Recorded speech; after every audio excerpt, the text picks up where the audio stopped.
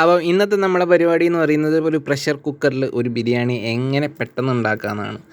അപ്പം നമുക്ക് സമയം ലാഭം, പെട്ടെന്ന് ഒരു 10-20 മിനിറ്റ് കൊണ്ട് നമുക്ക് ബിരിയാണി ഇങ്ങനെ ഉണ്ടാക്കാം. അപ്പം നമുക്ക് ആവശ്യമായ സാധനങ്ങൾ നമ്മൾ കുക്കറിലിട്ടിട്ട് കുറച്ച് ഓയിലോ അല്ലെങ്കിൽ വെളിച്ചെണ്ണയോ ഒഴിക്കുക. അതിന് ശേഷം അല്ലെങ്കിൽ നെയ്യോ ഒഴിച്ചാലും മതി. അതിന് ശേഷം കുറച്ച് പട്ടയും ഏലക്കായി കുറച്ച് ഗ്രാമ്പൂ സാധനങ്ങളൊക്കെ ഇട്ടതിന് ശേഷം ഒന്ന് ചൂടായതിന് ശേഷം നമുക്ക് ആവശ്യമായ ഉള്ളി ചേർക്കുകയാണ്. നമ്മുടെ ഉള്ളി അധികമൊന്നും വാഴേണ്ട ആവശ്യമില്ല. നമുക്ക് എല്ലാം കൂടി നമ്മൾ പ്രഷർ കുക്കറിൽ ആവി കയറ്റുന്നതുകൊണ്ട് നമുക്ക് അത്രയും കൂടെ വാഴേണ്ട ആവശ്യമില്ല. അതിനുശേഷം നമുക്ക് ഇഞ്ചി, വെളുത്തുള്ളി, പച്ചമുളക് ഇതിൻ്റെ എല്ലാം കൂടി ഒരു പേസ്റ്റ് ഇട്ടതിന് ശേഷം ഒന്ന് ഒരു 2-3 ഒരു 10 സെക്കൻഡ് ഒന്ന് ഇളക്കി കൊടുക്കുക. അതിനുശേഷം നമുക്ക് കുറച്ച് കറിവേപ്പില ആവി നിർബന്ധമൊന്നുമില്ല, എന്നാലും ഒരു ടേസ്റ്റ് കിടക്കട്ടെ വെച്ചാണ് ഇത്തിരി കറിവേപ്പില ഇടുക. അതിനുശേഷം ആവശ്യത്തിന് തക്കാളി, അധികം പുളി കൂടി പോകണ്ട, ആവശ്യത്തിന് തക്കാളി ഇട്ട് ഒന്ന് ഇളക്കി ജസ്റ്റ് ഒന്ന് വഴണ്ടി വരുന്നതിന് ശേഷം നമ്മൾ ആവശ്യത്തിനുള്ള മസാലപ്പൊടി ഇടണം. ഞാൻ അധികം മസാലപ്പൊടി ഒന്നും ഇടുന്നില്ല. കുറച്ച് മഞ്ഞൾപ്പൊടി, കുറച്ച് മുളക് പൊടി, കുറച്ച് മല്ലിപ്പൊടി. സാധാരണ മല്ലിപ്പൊടി ഒന്നും ചേർക്കില്ല, എന്നാലും കിടക്കട്ടെ. കുറച്ച് ഗരം മസാല കുറച്ചോ ചേർക്കുന്നുള്ളൂ, കാരണം ഇവിടെ വീട്ടിൽ കുറച്ചോ ഗരം മസാല ഉള്ളൂ, അതുകൊണ്ടാണ്. അപ്പോൾ നിങ്ങൾക്ക് ആവശ്യത്തിന് ചേർക്കാം.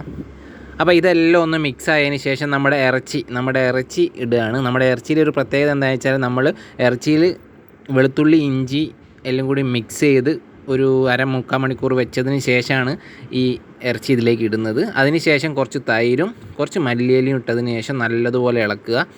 നമ്മൾ ഈ ഇറച്ചി ഇങ്ങനെ മാരിനേറ്റ് ചെയ്യുന്നതിനോട് നല്ലൊരു ടേസ്റ്റ് കൂടുതൽ കിട്ടും, അപ്പോൾ അത് പ്രത്യേകം ശ്രദ്ധിക്കുക. പിന്നെ അതിനുശേഷം നമുക്ക് ആവശ്യമുള്ള ഉപ്പ് ആവശ്യത്തിന് മാത്രം ഇട്ടാൽ മതി.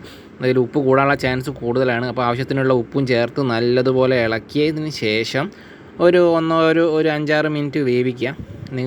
അതിന് ശേഷം നമ്മുടെ കഴുകി വെച്ചിരിക്കുന്ന അരി അത് മൊത്തം ആ ഇറച്ചീൻ്റെ മുകളിലേക്ക് ഇടുക.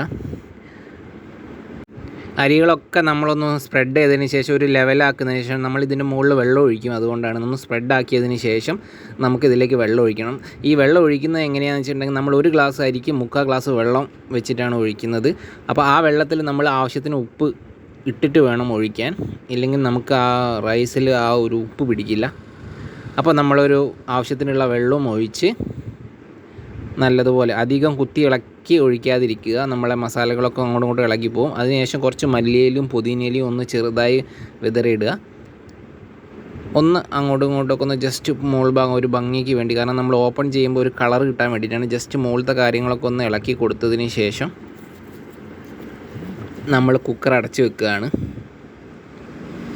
എന്നിട്ട് നമുക്ക് ഒരു വിസിലാണ് വേണ്ടത്. ഒരു വിസിൽ കഴിഞ്ഞിട്ട് ഒരു 10 മിനിറ്റ് വെയിറ്റ് ചെയ്യുക, അതായത് ഗ്യാസ് ഒഴിവാകുന്ന വരെ വെയിറ്റ് ചെയ്യുക. അതിനുശേഷം നമുക്കിത് തുറക്കാം.